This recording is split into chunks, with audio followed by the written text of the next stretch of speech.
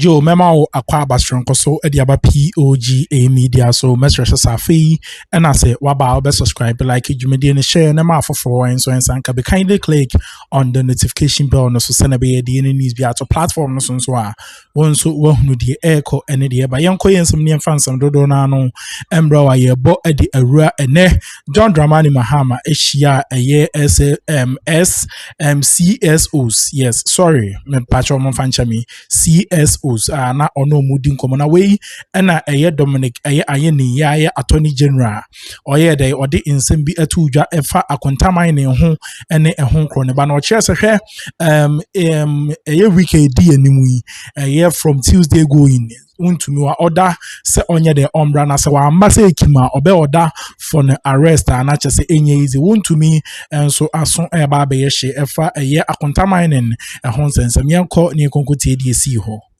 I wish to invite another Dominic, this time the Attorney General and Minister for Justice, Dr. Dominic Akroma Ayini, to take us through the legal steps that have been put in place to make the fight even more robust. Thank you very much. Good afternoon, Mr. President, and good afternoon, my fellow Ghanaians.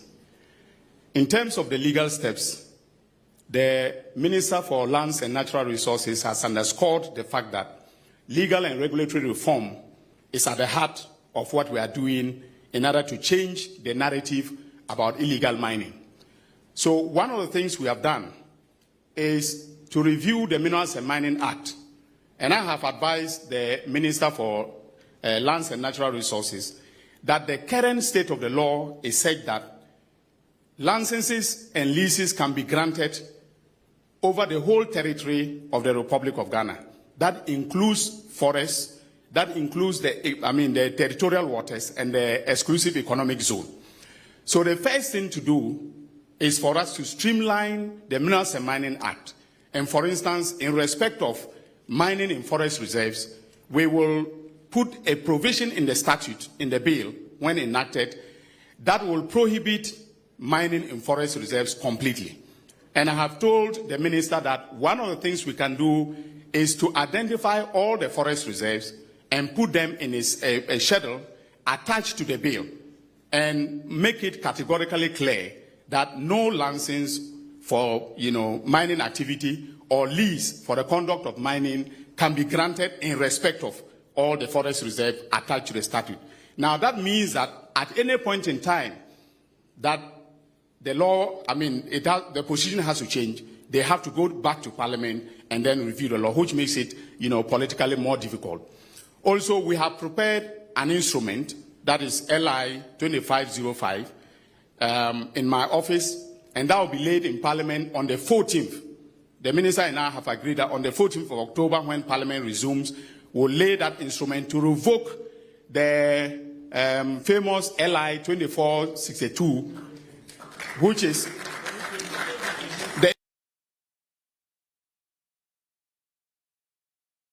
with our forest. So immediately it is laid, within 21 days, it matures, and from that time onwards, we will not have LI 2462. Now, in terms of prosecutions, the statistics that were given included 1,400 arrests. About 1,400 arrests. Now, the biggest problem we've had with the arrests is the 48 hours rule. Constitutional principle that we must bring them before the courts within 48 hours. Most of the judges have been granting them bail. So I remember the point that was made by Colonel Boa. When we arrested 9 people in Kumasi, he called me and I told him that immediately place them before the court and then ask for them to be detained so that we do our investigation. When they appeared before the court, Your Excellency, they were granted bail. Okay? Then they went back. He was very good in monitoring them. They went back into the forest. So I told him that even despite the fact that they've been granted bail, because they have gone back into the forest, they've committed a new offense. I asked him to arrest them, but to bring them to Accra, instead of placing them before a court in Kumasi. and I'm dealing with them now. They are in detention. We will not release them. We will make sure that even if the High Court says we should grant them bail, we'll go to Court of Appeal and go to the Supreme Court to ensure that we hold them until the dockets are prepared, and then we send them to court. Currently, we have initiated prosecutions in 65 dockets. And Mr. President, there's a difference. When we say 65 dockets, it is not 65 individual persons who are being prosecuted. Some of them are more than 10. In fact, there is one case in the Western North. There are 28 minors that are involved in that prosecution. So the 65 dockets, by my calculation, contains about 600 persons that are illegal minors that are being prosecuted. And I'm happy to announce that in 2002, the police conducted very diligent investigations in respect of Akonta mining. But the docket was hidden until we came to power. In fact, when we came to power and I started the investigation with the the Lands and Natural Resources Minister and the Forestry Commission, we were finding it difficult to get information. Subsequently, the police themselves owned up and presented the docket to my office 2 months ago. So as we speak, the charges against Chairman Wontumi, Akonta Mining, and 5 others have been signed as I speak. Currently, we are waiting for him to be read his right to remain silent, etc. Before we've asked that he should be brought from, Kumasi. His lawyers asked that he should be brought on Tuesday, but I'm insisting that he should be here on Monday. If he doesn't come on Monday, I'm going to order for his arrest so that he'll be brought to Accra. His rights will be read to him, and then we can start the prosecution. We have also put in place certain measures to ensure that the prosecution goes faster than normal. We have approached the Chief Justice, who has agreed to assign specialized courts for the prosecution of illegal mining cases. And I have laid before Cabinet, on Tuesday, Cabinet will meet and approve the Public Tribunal's bill, which will go to Parliament on a certificate of agency. And if by December the tribunals are in place, most of the circuit tribunals will be given exclusive jurisdiction to deal with mining cases. And we will appoint the chairman and panel members of the tribunals, give them timelines beyond which they should not carry a case. So, for instance, we will insist that every mining case should end within 6 months. If there are reasons for you to appeal, that is fine. But the tribunal must deliver its verdict within 6 months. Currently, we don't have those statutory timelines in CI 47, that is the High Court Civil Procedure Rules. So I want Parliament to help me to put those timelines in the tribunal's bill so that the tribunals will do the cases very fast. So, Mr. President, this is where we are in terms of the legal steps. And as I said, law enforcement, regulatory reform is at the heart of what we are doing. And we will not spare any person, in terms of the accountability for their destruction of the environment. Thank you very much. Very much.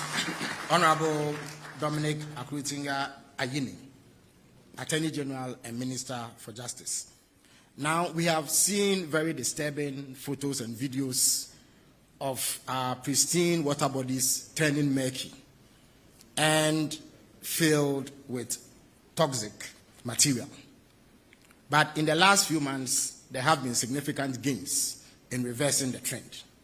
So Dr. Mawuli Lumo, who is with the Water Resources Commission, is up next. He will take us through the gains made so far and what can be done going forward to ensure that all our river bodies return to normalcy. Dr. Lumo, the floor is yours. Please go back to the presentation.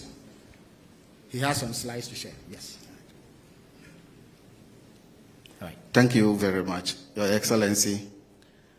These are the current levels of turbidity that we have measured compared with that of 2024.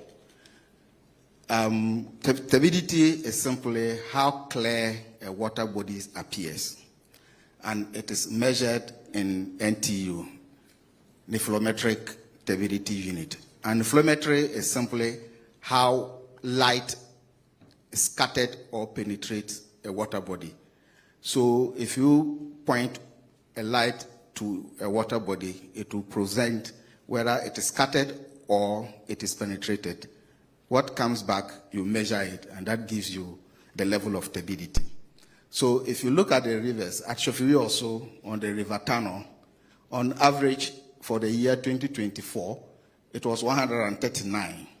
When we monitored it for this year, if you take the average, it came down to 14, and that was an 89% improvement. At Berekese, it was 22 in 2024, and then 11. That's about a 50%.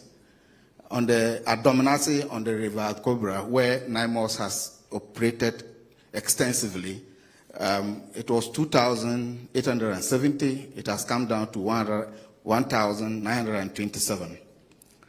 On the Densu River at Manguase, when we monitored it, the average for 2024 was 129. It has come down to 34 for 2025. That's about 73% improvement. And then the Tano also on the River Tano, it was 10, and when we measured this year, it was average was 9. That's about 10%. Then at Ampasia, close to the Honorable Minister's constituency, it was 1,500, and it's now 520. That's about 65% improvement. We would like to employ on NIMO to spread, because there are other places where we've had elevated turbidity. And so we will call on NIMOS to be able to spread their activities to those places, especially the Eastern region, Central, so that at least we can also get rid of the illegal miners polluting our water bodies. Thank you very much, Your Excellency. So the Honorable Minister will conclude the presentation, Sure. after which we take contributions from CSO presidents. So I think the last point he was making was that every time we've paid attention to a particular river body, like what NIMOS has done to Ankobra, we've seen some improvement. And so I think that the effort to basically declare some of these areas as security zones will be very, very important in driving these numbers in the positive side. We missed something that I have to go back to, and it has to do with the excavators. But let me say it before I talk about the alternative livelihood. One area that was completely missed throughout all this process was the import of excavators. And ladies and gentlemen, you'll be surprised to know this, that for a whole 8 years, no excavator that was imported in Ghana went through registration with the DVLA. So it was free for all. Every excavator was coming. And I told you, His Excellency summoned us to pay attention to the import of excavators. Within 1 month, we had seized 1,200 excavators, and there was no space at the Tema port. So we had to have a meeting to decide between the Minister of Transport, Finance, and my ministry, what we can do to decongest. We were lucky to get the military to give us a place, and that is where most of those excavators were lifted. And what happened? You couldn't move these excavators and add on to the traffic. So it was decided that we should move them when the traffic were gone. And so that is really the story. You go so our in some no at my message over subscribe, like it media and share the mouth of friends and can be kindly click on the notification button so send away the any news be to platform so I want to work the airco and the air the but POG Media there and some new you will never call you could see the SR course for family no of those movement of excavators. I can tell you now that as we speak that we have DVLA office station at Temaport working closely with the Minerals Commission. What are they doing? Every excavator, before you even import it, the new inspection regime, the new review is that you have to be approved to import excavator. Thanks to the collaboration with the Minister of Transport the Ministry of Finance, myself, we collectively have to approve it. If you say you are coming to import excavator for mining, the Minerals Commission will bring me a letter and then will be approved. If you say you want to do quarry or you are in construction, the appropriate ministry will give us. That's when the Minister of Transport can now authorize the import. We still have thousands of excavators sitting there. Everybody is now waiting. I don't know why they are delaying, but those who have imported it are supposed to bring their legal licenses to claim it. And it's very clear, we've created a process. If indeed you are bringing it for construction, a legitimate company or a quarry business, you have a contract, you are doing it, we'll readily release those excavators for that work. But oftentimes those that are questionable are still there. We are deciding on a timeline within a period where we don't find the owners, we will confiscate all that to the state. But that regime is very important. What we are doing, what Minerals Commission is also doing is that not only registering the excavators at the DVLA, we are also tracking them. And if you look at some of the numbers we have so far, we have basically registered, DVLA has registered 1,181, and we have tracked 724 of them, which means that if you tell me you are taking those excavators to Takwa, we'll track it and make sure that when you go anywhere and it's not Takwa, you have a problem. We have a control room that is monitoring all these excavators in the system. And then we geofences as well. You say you are going to mine in Takwa, we know the perimeter of that mining area. You have to send it and operate within that perimeter. Anytime it goes outside the geofence area, that excavator will be disabled. And so those systems will be tightened as we go forward. And ultimately the plan is to make sure every excavator in this country is tracked and geofenced. Yes, I'm winding it up. Well, I can't wind it up. There are two important things. I think I talk about degraded land. What are we doing about it? What are we doing about degraded land? I first talk about the water bodies. As you know, we launched what we call the Tree for Life initiative. His Excellency launched this in Kumasi last March. And the policy is to make sure we plant this year alone 60 million seedlings between the Ministry of Environment and the Ministry of Lands. I'm very happy that program has started, and we are moving full steam ahead on that. We've also, as part of the initiative, focusing on dechemicalizing the water bodies and making sure we protect these water bodies. Often I hear, what are the blue water guys doing? In fact, this morning I checked my social media. A guy sent me and said, oh, one of my blue water guy female has been impregnated by a man. I said, I said, well, but the truth is that these blue water girls, it's funny, I read it on social media. Well, these blue water guards are not only educating those communities in the riverine area, they are acting as intelligent officers. A lot of equipment that has been seized are because of the blue water guards. And so I strongly believe they are a very important addition to the fight. And we have recruited almost 1,000 of them this year. We're going to continue recruiting more of them. They are doing a good job. I think one of the critical pillars, which is basically the last pillar, is providing alternative suitable. And at this point, ladies and gentlemen, before I even say anything, can we all rise in memory of our departed colleagues who, in the fight of this illegal mining, lost their life? Can we have a minute of silence, please?